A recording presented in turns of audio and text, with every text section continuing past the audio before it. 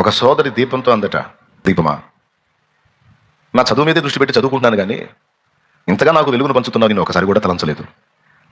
నీ వెలుగును ఆస్వాదిస్తున్నాను, నీ వెలుగును ఉపయోగించుకుంటున్నాను కానీ నేను గుర్తించలేకపోయాను దీపమా, పాపం నా కోసం ఎంత కష్టపడుతున్నావో అందట దీపంతో. అప్పుడు దీపం అందట, నా బొంద నేను కష్టపడేది ఉంది, పడే కష్టమంతా నూనె పడుతుంది అందట. ఎందుకంటే ఆ దీపపు ఒత్తి నుంచి మంట వస్తుంటుంది కదా, ఆ మంటే కదా వెలుగు, అవునా?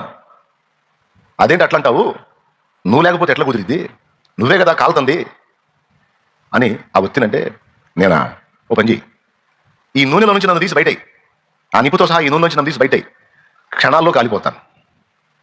ఇక మళ్ళా నువ్వు నన్ను వెలిగించడానికి నా వెలుగు కింద ఉండడానికి కుదరదు, కావాలంటే తీసి బయటే చూడు, క్షణాల్లో కాలిపోతాను. కానీ నన్ను నూనెలో ఉంచు, కనబడుతుంది నేనే గాని నా లోపలికి ప్రవహించి అగ్నికి ఆహుతవుతుంది నూనె గాని నేను కాదు. ఇప్పుడు మనలో నూనెగా ఉండి ప్రవహిస్తున్నవాడు ఆయనే, మనం కాదు.